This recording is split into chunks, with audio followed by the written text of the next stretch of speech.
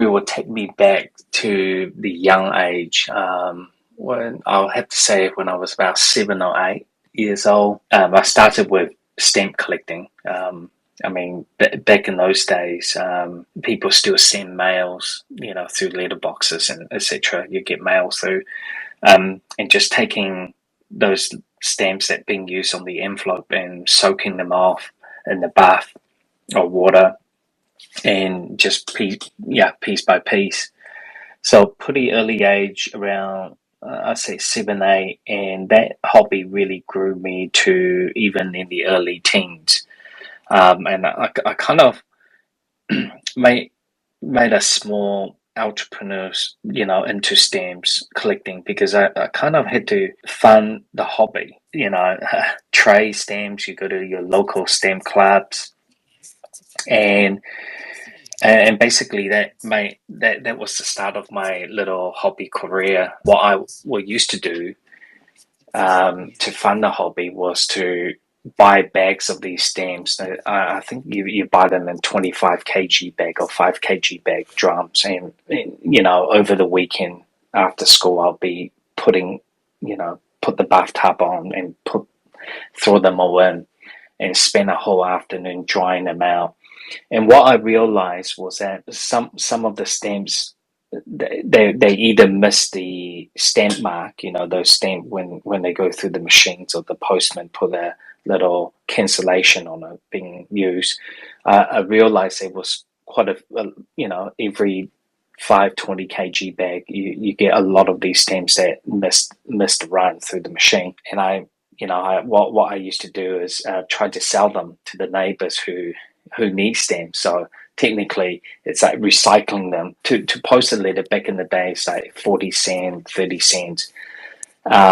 And out of a bag you might get $15 worth of stamp that's can be resold. And that really helped me fund that hobby carry on. I was actually looking for high dominations. So the most common stamps is the one that people use in the post every day. So to say the standard postage. So I think in the US it used to be like 29 cents. And those were the most common one. But the rare one is when you start having $5 on it, or $10, because they're not regularly used. So if you find one of those, in general, they are pretty rare. And from there, you start getting the sets and collecting. I mean, the stamp comes out in a set of 4, 6, or 10, or 12. Sometimes it's one of those big sheets, and the rare one will always be the highest dollar value on the stamp, and that was always the chase. So you kind of have the chase element. You might have like 2,000 or 3,000 stamps used, being under the sun drying out. But there only be a handful of those in the high value one, and you can take them pretty much to the stamp club and trade them with others. Pretty much similar to what kids do these days with trading cards. Mid-90s, telephone card was a big thing. Everyone was into collecting phone cards. It became a huge hobby, and luckily I started the phone card collection piece by piece at a quite early stage as well. And I think in the late 90s, the phone card market, like anything else, like where the trading card market is today, it just went through the roof. Some of the cards was in the auctions for like $20,000 for one piece. It could be a limited or only 56 or 60 existing. And what I used to do, how my hobby really funded my hobby into telephone card collecting, was I was doing some overprints or making my own collector's folder. So, and how it will work is, in the big events like America's Cup, this is like a yachting thing. The phone company will put out a set of America's Cup phone cards, and what I will do is I will repackage them into collector's pack with a stamp, first day stamp with the phone card, and I will sell them in gift shops and souvenir store to fund that hobby. And I also did that with the stamps that I had excess of. I remember very clearly every Friday night, me and my brother and my friend will come to city, catch the bus into the city. And what I would do is I would do my run through Queen Street. And Queen Street is pretty much, our main street here in Auckland, New Zealand. There's a lot of souvenir stores around because New Zealand's really a tourist destination more than anything. And there's about a dozen tourist stores that sells your novelty items. And what I will do is I'll pack all these excess stamps into sets or random themes like butterfly, trains, or New Zealand scenery, Kiwi birds, and I will put them in the local stores on sale return. So what I do is every Friday night I will go through and swap them out. So every week the gift stores will have fresh inventory of stamps to sell. At a very young age, I think I must be like 15 or 16 by then, and anyone can do it. What I did was I designed A4 paper. I got the local photocopy store to print it on a hard card, and I fold it into four. They cut it so it's become a little A5, and I found a company that was supplying me the cellophane, the little packets. It's similar to what you put your trading card into, but with a sealer in the back. And basically, I would just stick that in the backing board of the A5 cardboard. The idea is how you make your product stand out the most. So I will go through choosing, different backing color board. There's a bit of skills involved because you walk into the gift stores, you kind of, the guys didn't exactly give me the best placement, right? So you needed to have the packaging that looked bright so people catch people's attention. I tried that out. I went through phases, different color, green, orange, blue, and so on. And what I found was the brightest green that actually worked the best, or the brightest orange color works the best. Yeah, you go, you make your run. So the shop guy, you will know which retail store does better, and you kind of get a hangover that the tourist store that does the best is the one that starts at the bottom, because people walk from the bottom of the street to the top. Yeah, so from there, I learned, what type of packaging you need to be in the best placement. You always knew which store you want to go first because they probably didn't sell so many, and how you will filter through those inventories around, and really understand, what people are looking for. There's certain type of patterns that people buy more over than the other. So yeah, I do believe that doing that have kept me really alerted to opportunity, and open up my own foresight of what I look for in collecting, and really expanded that skill from there. And phone card did the similar thing as well. I'll repackage them, the used phone cards, and sell them through these souvenir store. And that actually went on for a long time. I have to say, a good 3 to 4 years, and I made a little career out of that before I got into the comic and gaming business. My parent and my brothers, they collect the stamps, and I always have a fascination, on collecting things, and it just really appealed for me. It was, I'm very quiet kid when I was young. Probably still similar, very quiet. I just get on with my own thing. I stay home a lot. I go through this. It's just a hobby that I picked up that really suited me with my style of thinking.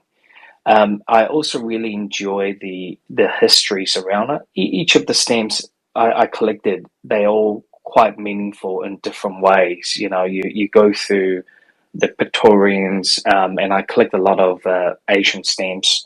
Originally born in Taiwan, Taipei, and I bought my collections over here. I realized that people didn't have the access to the stamps I had, and I become very popular to trade with because I have things that's outside just New Zealand stamps.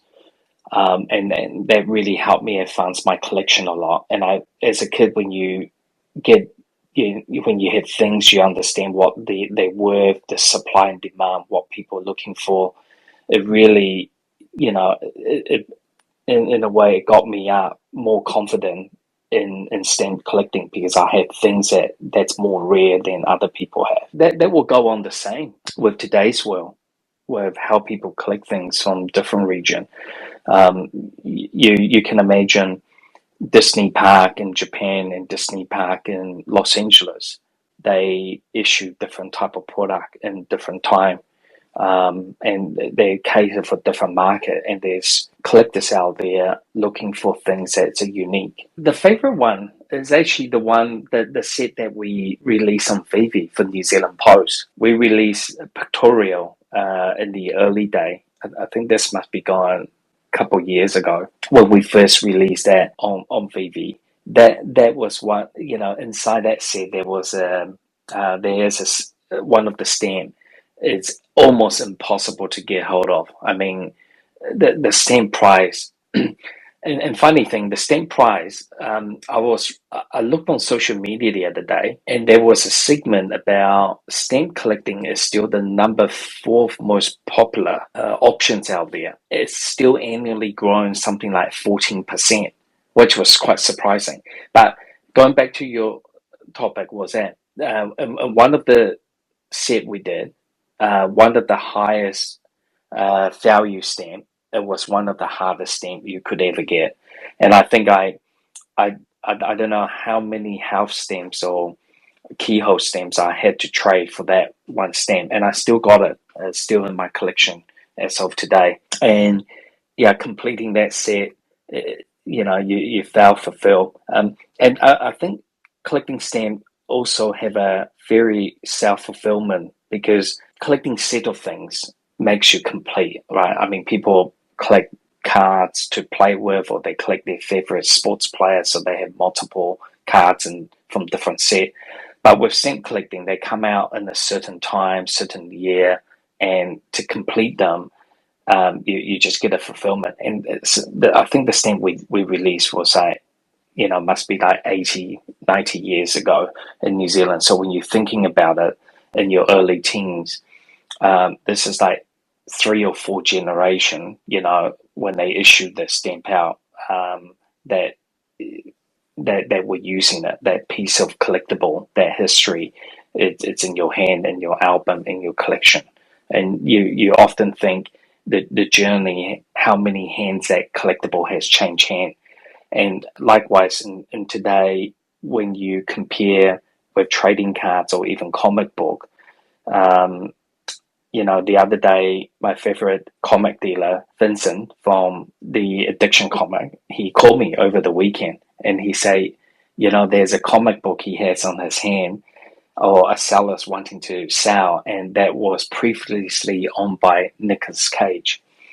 And when you just think about, the provenance, it's very important and goes back to stamp collecting as well. They are, these go down in history when who has them, which museum, which show it's being presented to or exhibited, and so on. So, and back in those days, before trading card era comes out, that's what you have to collect with. I think I was talking to someone like I can't just yesterday or day before. It was actually yesterday. I had a meeting and I was trying to describe the concept of collecting digital. When I try to describe it to people and explain it, I really try to compare to what's happening now in real life and what's going on now. If you think about when you purchase, and let's not even go back to Amazing Fantasy 15, first appearance of Spider-Man. Let's go back even in the early 90s. The first appearance of Deadpool that came out at $1 cover price. In the, I think, 91 it came out. If you think about purchasing 50 copy of that on the newsstand and you just sit on it, I think there was a 9.8 grader one. It's going for $1 million. You just sit on it. You bought 5 copies of everything. You sit on it. You collected every issue. Comparison what they're going for in the hundreds of thousands in the auctions.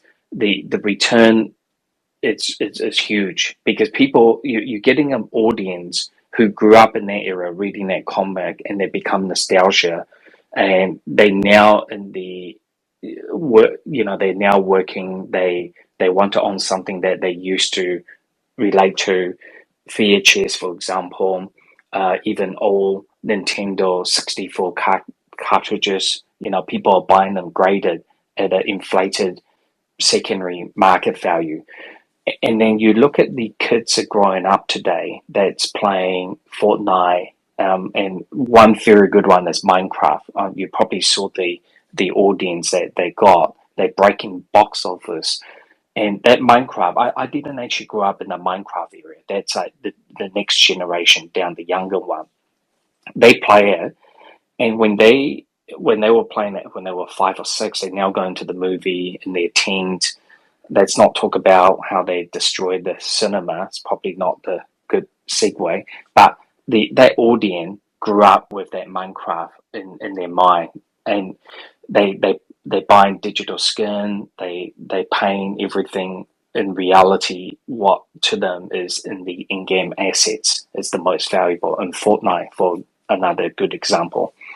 Now that generation, the new generation, I think they're going to call it alpha, or they're going to grow up. Their parent, which is eventually will be the teens that getting older and older. They grew up in that digital era. They're going to think, I used to collect digital. Everything I buy in the game is digital. So they're going to grow up with it. So you're going to have every year an increased amount of newborns and new kids, new generations coming up, that it's going to move faster and towards digital. Now, example, I mean, you look at the Pokemon card. Why did the Pokemon card becoming a resurgence? I won't even say resurgent. It's gone nuts, right? It's gone mental. People fighting over it in Costco. So it came out in the late 90s and went through the early 2000s. And then it kind of did fade away after all the Nintendo game came out. And during COVID period, everyone had nothing else to do. They went to the attic. They found a box of cards. They took it down and they shared it with their kids. So our generation is basically thinking, well, the nostalgia is the Pokemon card that I used to have, the first edition of Charizard or the Blastoise, the Venusaurs. You're showing your kids, and the generation now kind of got, well, my kids, my dad collects it, so I'm collecting that. He's inherited his collection to me to kickstart me off, and that's how stamp really went in the early state, in for centuries, and trading cards doing that. So when you think about the digital, it's just really about time and adoption, and when the time comes, the digital, and this could be anything. It could be an artwork that someone minted in NFT. They paid a couple of years ago for thousands of dollars. That artist or someone could be super famous. It could be the next Banksy or someone later on down, and you never know, and you're just holding to it. And no one knew, even like going back to the first appearance of Deadpool. I mean, I used to buy them in my store. People would sell them to me like $15 to $20 a copy. Because it was just a normal circulated copy. There's hundreds of thousands being printed of that issue. So, and it's really just comes down to time and, that nostalgia, the scarcity, and that relevant, and why Deadpool, that Pacific issue 98, become very famous is because it was the first appearance of it. And the movie came out, years ago, and actually made that comic to be super valuable because it's just become very relevant. And you will continue to see more and more of these characters, whether it's from Marvel Cinematic or DC or any other films that they reproduce. If it grabs the audience attention, you're going to have a swamp of collectors that just want to own that piece of collectible because that's how they remember it when they first were introduced or read that story of that superhero or character. In a different scale, when you look at people collect watches, there's I've on social media, I saw a Paul Newman one Rolex watch went for 17.5 million US, and then a few 6 7 weeks ago, there's artworks smashing record price, and they're just a different level. Some of these artworks are 50 80 million dollars. So the collected level, that segment is very different, and they see and they perceive those value very differently.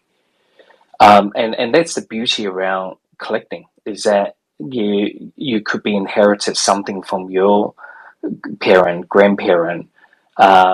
It could be an old antique chair. It means nothing to you, but to someone else, that has a whole history behind it, and those goes to thousands, if not tens of thousands, in auction houses. It's just how you perceive it. A lot of you guys probably had these at your home somewhere. Um, you just don't know it because that's not what you're into. But you know, Yeah. I at the early age, I go to yard sales all the time. I love picking up comic book for cents and a dollar as a collector, and I just buy a whole lot of bins from people just have it in the yard sales, and every now and then you'll pick up two or three that's very valuable piece in today term. How I got into the gaming collectible industry was purely by accident. I'm super nerd into phone cards and stamps. So on those 5 days, I will make the runs down the mainstream in New Zealand and selling them. And then my brothers and my friend, they will go to the local Mark One comic and game store. There used to be a chain in the High Street area here in Long Street. Now, the company behind that is a distributor who brings in these products and distribute it.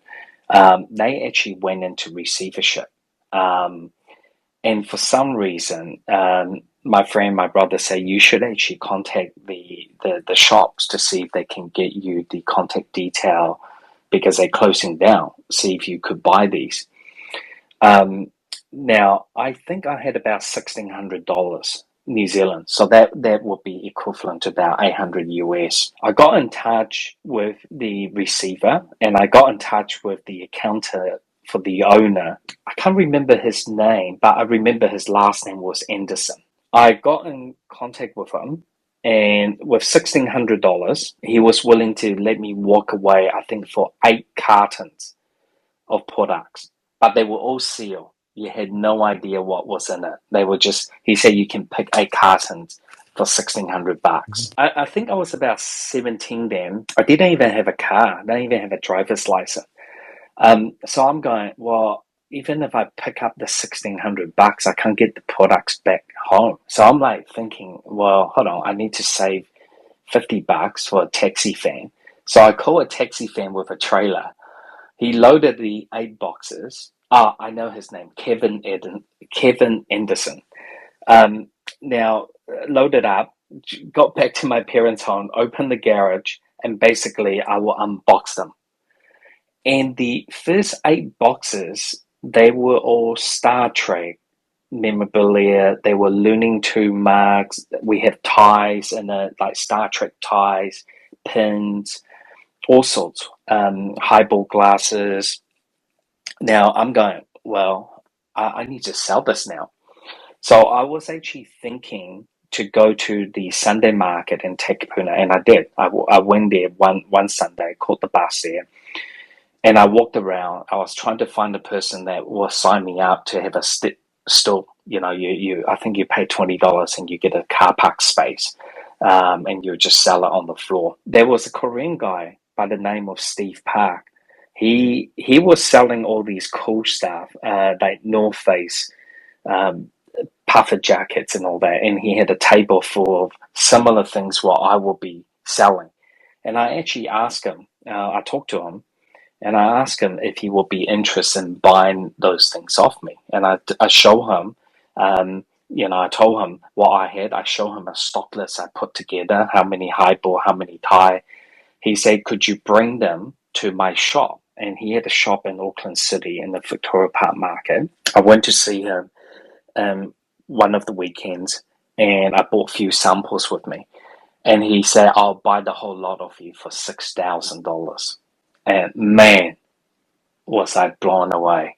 My first, pretty much that was the first time I felt I'd done a really amazing deal. I was super happy. I ring up Kevin Anderson, the accountant guy, and I told him, listen, I got $6,000 now. I'd like to come and buy more stock. I called the same co-op taxi company.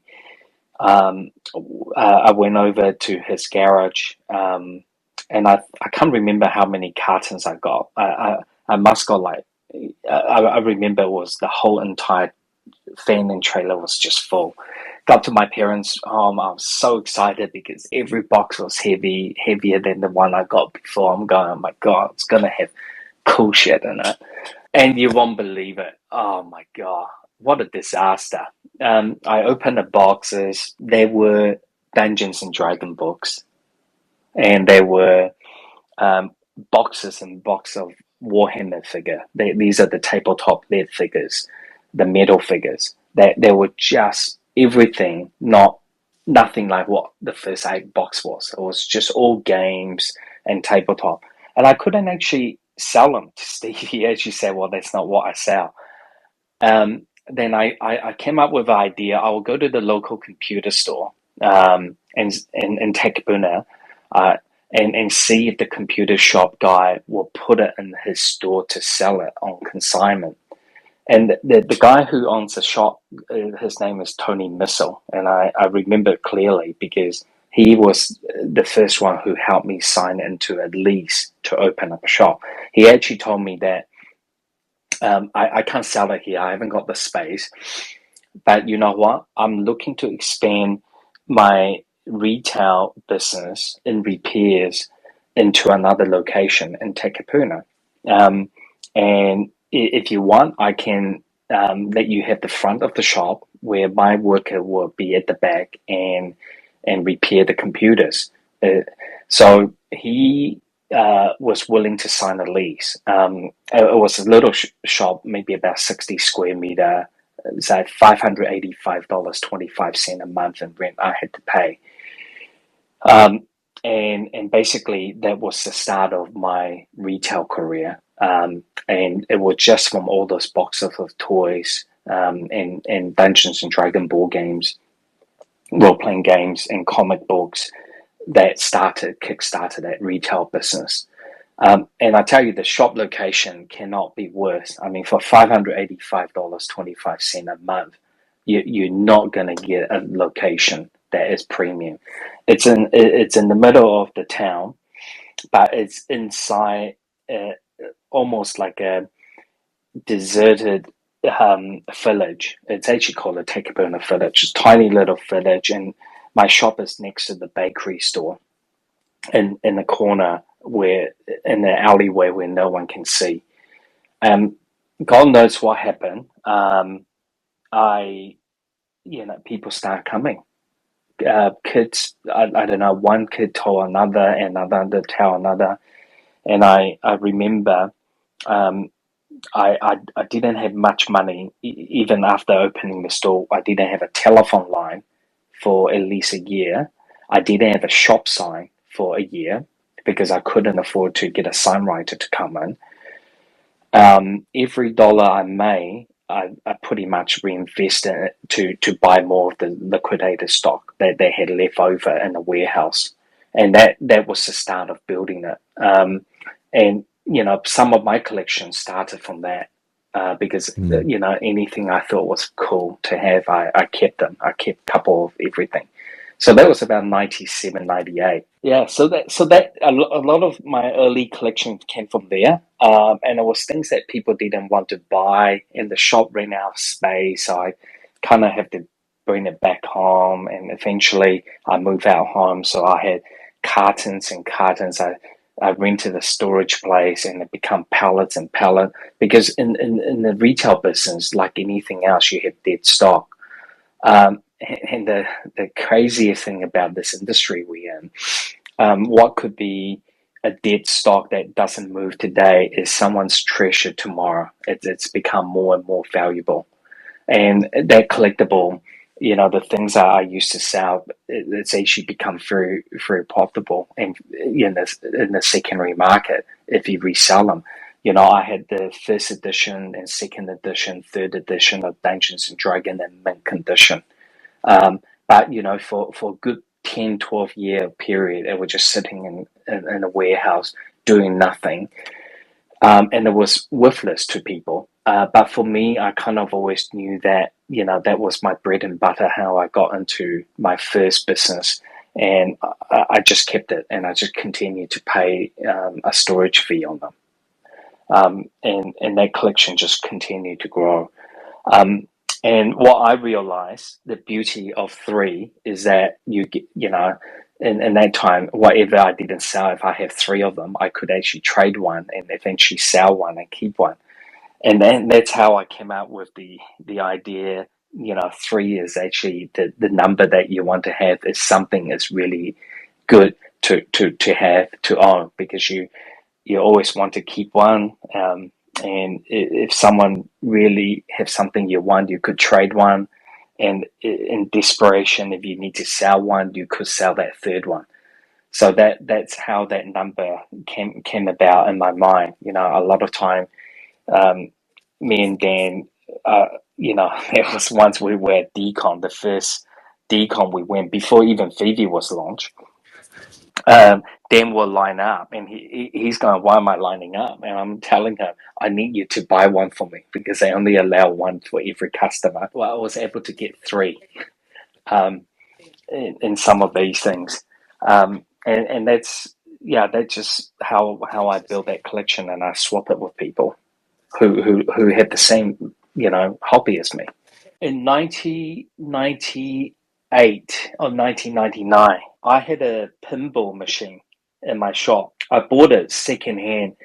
It was a Guns N' Roses pinball machine, fully function, it lights up. Oh my God, the time I had with it. I had to sell the pinball machine to buy more Pokemon cards because Pokemon just came out, and I needed to buy pallets of these stocks. So I needed to basically liquidate a lot of my things. That pinball machine, I just love it so much. I bought it secondhand in perfect condition. It had all the bells and whistles, the lights, the sound. That was one piece. And it's not really about if it's valuable today or not, but it was something that it was very hard to let go. Just before VeVe got launched, and by the way, this is not confirmed, okay? Before VeVe got launched, one of my bucket lists was to have pinball machines in VeVe, right? Well, if we can talk to a licensor, you can imagine if Star Wars decide to license us a digital pinball machine, we will have it in VeVe. And then I was telling Dan, wouldn't it be great when you tap the machine and you can start playing the pinball the game? So that was one of my wish lists on it. But no, I haven't since looked for a physical one. I just felt the digital was becoming more and more relevant today. I think about 2016, I got reconnected with Dan. He was traveling around Mexico and through Asia, and he was making his way to Thailand. And I told him, listen, I'm going to be in our Taiwan office. I really think you should come over. He came over with a heartbeat, really, as a short visit. He fell in love in Taipei, and we got together and brainstormed, if there's something we could do. And if you all probably remember 2016-17, that was really the birth of huge talks around the blockchain technology. So I brainstormed with Dan for many months while both of us was meet up and was continue our travel. We were trying to come up with ways and the opportunity, shall we say, in the industry. And just keep in mind, back in that time, I was still a BlackBerry phone user.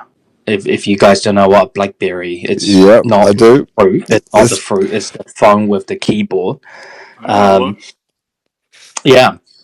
I was so attached with my BlackBerry because it had the beautiful keyboard, and BlackBerry didn't actually offer a lot of apps, right? So I kind of missed the whole entire, making or building a cool app and retire early.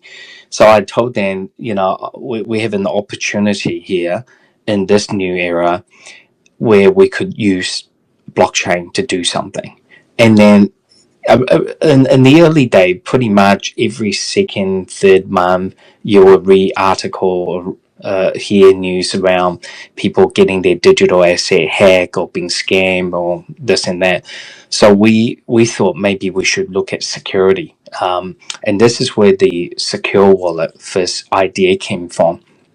Is that, well, if this industry is going to be a big business, the number one thing people will look for is security.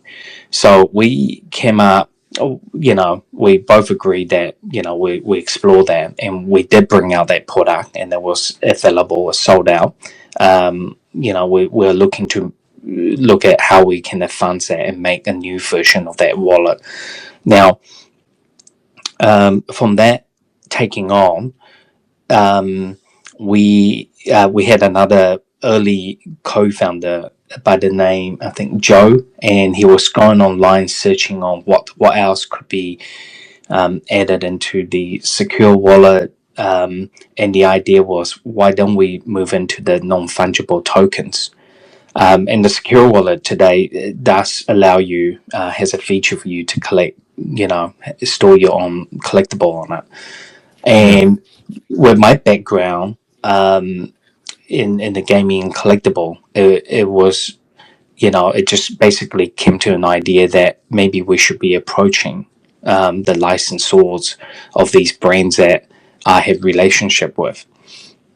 And obviously, the hardest journey in that is I'm very familiar with physical goods, selling, marketing it, and building an audience for it. But how do I convince the brain owners, the studios behind these creation, that we're gonna do a intangible version of it? So in the early day, most of the conversation were with a lot of these companies' consumable product, like real hardline, like you making apparels or glassware or games, board games or chairs or something with their IP. It was very difficult to pull a straight face with them and go, well, we're going to make a digital version of that, and then people going to buy the digital version of that, and they're going to store it in their wallet and their account, and they're going to use it. It was very difficult. Most of them didn't even know what we were talking about, and more people got involved, and they we got turned down. People go, they don't even specialize, look into this area. There's no category under NFT. They didn't even know the word NFT. We actually start using the digital collectible, the word, because no one could actually understand. It just sounds too geeky. I mean, they just go, "What's NFT?" They don't know. So we had to update all our pitch deck to digital collectibles, because people go, "Oh, well, it is technically it's a collectible, but it's just a digital format." And we must knock on 500-600 doors and meet these various people, and pretty much we knew one thing after another, is that we understand the word no very clearly, but back down on receiving that no, and we just continue to keep going back and update them on our scope of idea of development. And I really think some of them just have empathy for us and actually just give us the license so we can go away and leave them alone. I think some of the early day licensor just felt, well, since it's not a category they do, if they created, and good luck if you think you could sell that in digital format. And yeah, so that's how that whole business really started, with that, from the blockchain security move into something that I'm, in the field I'm in, and convincing brand owners to work with us. The technology for my site, so Dan knew about it before, probably in the same time, but we never talked about it. I own another company that distributes Yu-Gi-Oh cards. If you guys are familiar with Yu-Gi-Oh, I've been a distributor for a long period of time. My general manager in the company told me, you know what, Dave, we should do, or all the money we make, we really should put into this new thing called Ethereum. And the computer we have at work, we should buy 10 more, and we should turn them into a mining machine. I actually thought he'd lost his mind. The gentleman today is still very successful GM for in many company, and I remember he sent me the link to learn about Ethereum, learn about blockchain, and he actually sent me the link to set up my first wallet and how to transact. That the first transaction was actually, I mean, it will never happen today. Back into, I think, 16, 17, he has a contact that knows someone, that someone knows someone in China. So if you deposit some money into this bank account, they will send you these tokens. I started off with, I think, $900, and I built my little portfolio from that. So I kind of knew how it works, but in terms of the actual VeVe technology, everything, the brainchild behind it, will be Dan and our CTO. They carefully craft that user experience, and what I see is important from a collector's point of view. But some of the app element all came from the hundreds of meetings we had with the licensors. In one particular gentleman in Sony actually give us the idea about the AR, the augmented reality. And he was actually showing us the Castlevania game that Sony did, that you could AR in anywhere, and you will walk into the game and look around the Castlevania the characters in the interior of the castle.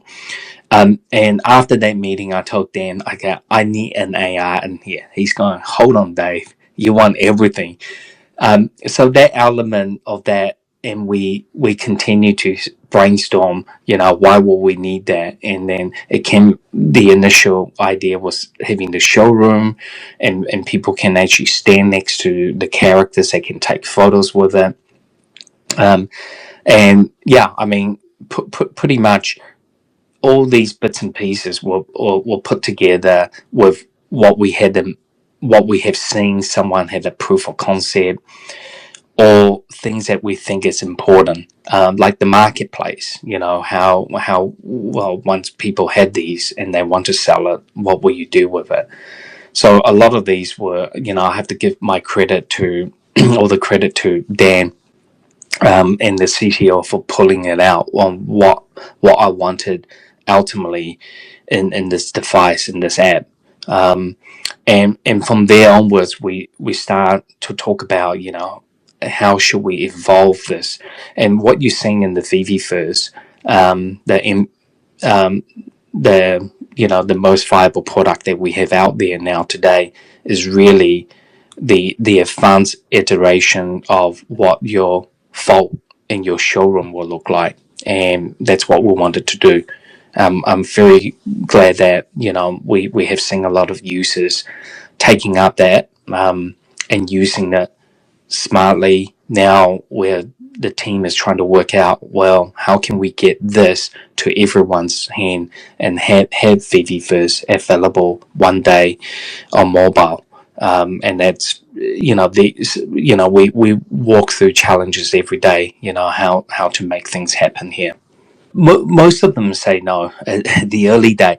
And every single week, part of my job on my Mondays and Tuesday is to revisit them. Um, a lot of you probably have, well, it's been very big news last couple of days with all the tariffs movements, and these issues will continue. I mean, unexpectedly, there will be things in our lifetime will just change the course of how the future of planning comes out. And in the last 2 days in particular, a lot of these company, and they not on VeVe, I thought I'd given up on them. They have reached out and basically they are convinced that they need to go digital, and you, uh, you know, and they've been watching us. The initial pushback was they kind of felt the industry that we are in somehow will cannibalize their own business. So you can imagine that the disruption for them, it wasn't if VeVe was going to be successful or not, but if users continue to adopt digital, it will cannibalize their physical sale. But it got to a stage, they have realized the supply chain, the cost of production of making collectibles, making toys and licensed brand, they go through, it's taking longer and longer. And then on top of that, with the tariff, some of them are facing 54%. On the phone call I had on my Monday was 54%. The calls I had yesterday was like 100% or something. I'm sure today's call, if I had any tomorrow, would be like 120% out of China. So these companies just cannot afford that. They need to have a backup plan. They need to have a plan B and C. But this is in anything out there. If your company, if you're in the business and you're not thinking how you can transform your brain into digital with experience, you're not thinking about AI, even VeVe, if we're not thinking about AI or how to adopt AI, we will be not relevant in years to come, and we will be looking for help. So unfortunately, the technology is just going to speed things up, and you either be on that train or you're not going to be on it. And I spoke to someone recently about the future rich and the future poor. The future rich will be the companies and businesses and talents out there adopting AI to help them speed things up. And there will be, unfortunately, there'll be generation of gap of people who just don't bother use it. I still meet up with people who's underbanked. People don't even have a mobile banking or online banking. They still go to the traditional bank. And the sad thing is the banks start closing the branches. They start closing up here in New Zealand. And some of them going to be cashless. So if you're not really adopting technology as part of your strategy going forward, you will fall behind. And we have seen that now from brand owners. And brand owners are only reaching out because they found a new speed bump. A lot of them don't understand that it's not like you can transform their brand into digital tomorrow.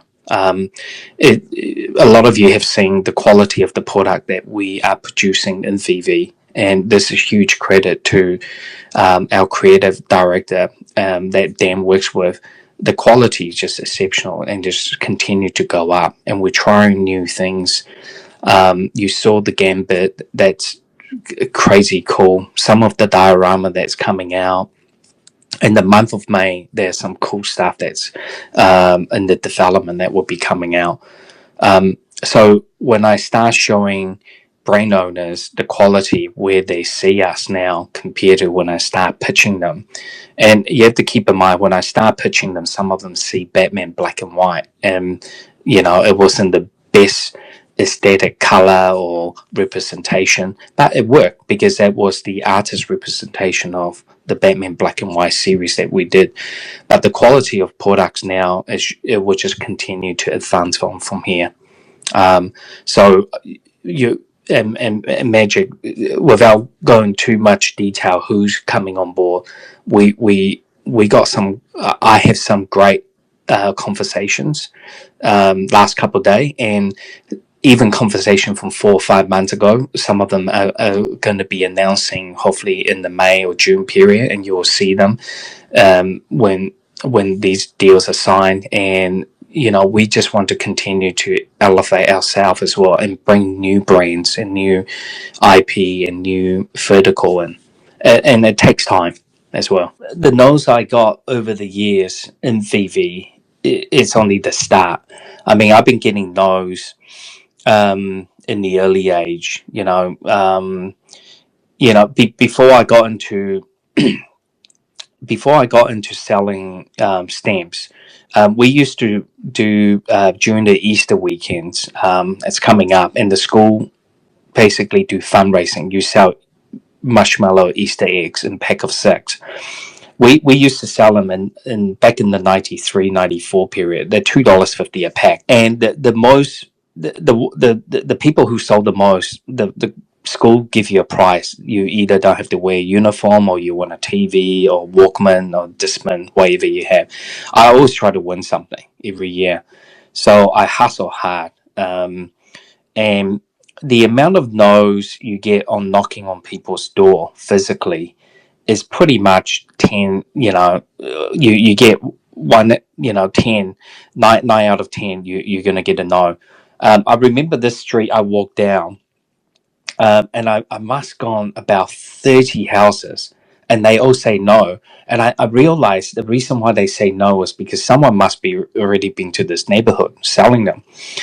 Now, and I'm very polite with my smile, and I still knock and I say thank you very much, and maybe next time if you need, come by if you need another pack, you'll buy off me. I remember that lady asked me why am I smiling and being so nice, and I just say I say to her was that the chance of me getting a yes just got greater, because you just can't have a whole entire street that says no. There will be one will say yes. So they taught me in a very young age that the no is really just for you to open up another door, and that eventually will happen. Now, coming to the entrepreneur side, and I mean, for myself, I watch other entrepreneurs speak. I meet a lot of them. A lot of them have their own story, what works and what doesn't. For me, one thing, and apart from working hard and all that, let's not talk about all that, because that's just really the natural progression of you have to do. If you're not working harder than anyone else, you're not going to be ahead of them. But one key part for me, very important, is that you really need to enjoy what you do. Okay, but what you do the best in that job, you really need to have a lot of dreams around it. And I'm just going to explain this. Now, I went back early on today. I talked a little bit about my adventure with BlackBerry. I actually own almost every BlackBerry generation phone. Now, I had the option to own an iPhone or the newer BlackBerry, but I knew that stage that BlackBerry was gonna die. But it was a dream phone for me to leapfrog to the next generation of BlackBerry. So there was actually the iPhone I could actually move into. There was the BlackBerry. In my heart, I wanted the BlackBerry, but I knew the iPhone is just superior and it's going to be around, and that's what everyone used. But it was a dream. It was something I wanted it. And I remember the day I bought it, I was very happy. I was setting it up. And that fulfillment for me was actually very important. And the lesson to be learned from that is that you will want to have multiple little dreams. And I think a lot of collectors out there and a lot of entrepreneur people who start up business, their dream is, oh, I want to be financial freedom. I want to own a house debt free. I want, the action comic number 1. Don't dream about those. The big piece of dream is the ultimate oasis that you want, but it's the making and that journey of it. You want to have little things that you can achieve and you can bite and grape it and continue, because every time you achieve that little dream and you're one step forward, it actually gives you that confidence to move forward. So I started collecting comic, and I got into the graded comic, and I will start with the lower grade of the comic of certain things, and slowly you will work your way up. So you might have a 2.5 and you're going, well, really I want a 6, but I'm on a beer budget, so 2.5 is pretty much all I'm going to get. Then get it. Eventually you're going to get to a 4 point and 4.5, 6.5. You're going to increase the quality of that collectible that you have and you once want to own it. And the progression of earning that journey is more important than going, finally, I have saved up the money and I want to buy that 6.5. But by the time you have that money to buy that 6.5, what was $5,000 comic become a $50,000 comic. So you'll never get there. And the point is that you want to start small and you want to dream all these pieces and you want to progressively achieving them. And these are your target. A similar approach that I do every day, even at VeVe, is there's a hit list. I have a hit list of licensors who say no to me. There's a list of licensors I ticked off, I achieved. There's a list of things I love to have, and I constantly go through them and I rotate them and I find the best time, the best moment to speak to them and bring them on. And if they come on, I tick them off. You're never going to get all of them. I mean, the fact that we had such an early success on bringing so many on, it can also be a downfall for any company. So it's managing that risk and managing the progression of it. So for entrepreneur that out there listening, there's nothing. It's impossible if you just break them up into little pieces. And I highly encourage everyone to do that, because you just feel great when you achieve that and you go, I just want to own that little thing. And that little thing is not, a house or action comic number 9.8. So I hope that little bit helps to let you guys digest that. And you're never going to be successful overnight. What it may seem to be an overnight success, the hard yard in VeVe, is we make a lot of mistakes, and everyone does it. But the issue is, if you are willing to accept those mistakes and you build on them and you learn from them and you move forward with it. I mean, if we have another show for 10 hours, I can go through everything that we done wrong and what we should have done. But it's always what we could do better, right? And part of that is because myself and Dan, we have a very high expectation on what we deliver now and what we want to bring out, and that pushes the team, in million miles directions. There's things that should be there yesterday, it's not. So we learn from it, and we just have to try to manage ourselves and the team, and being part of that entrepreneur journey is that you need to take your team with it. They need to share the same vision, and so on. So finding the other part is finding a great business partner is a very key moment, because you just couldn't build everything yourself. What I did in 96, 97, setting up my shop, those are moments of flute. It will never happen again today. It's very hard for a teenager, just come out with $1,600 and buy some comic and set up a retail shop and it become a global business. Those things don't happen as regularly as you may like.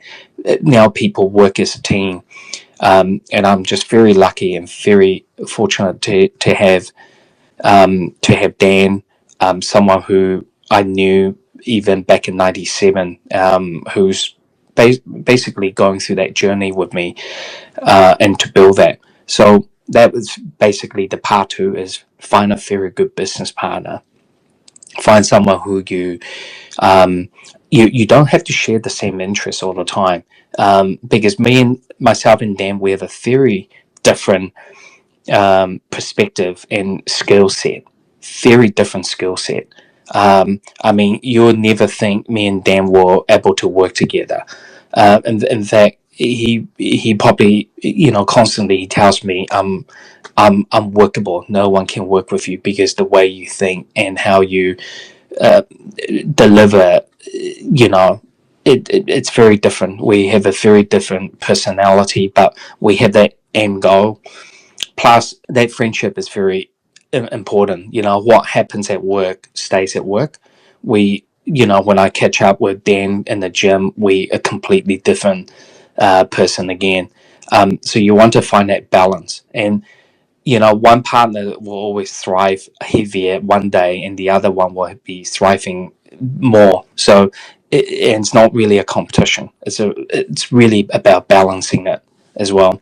So have lots of small dreams, find a great business partner. That's the qualities that being an entrepreneur you need today. In the early days in my retail business, I was buying small.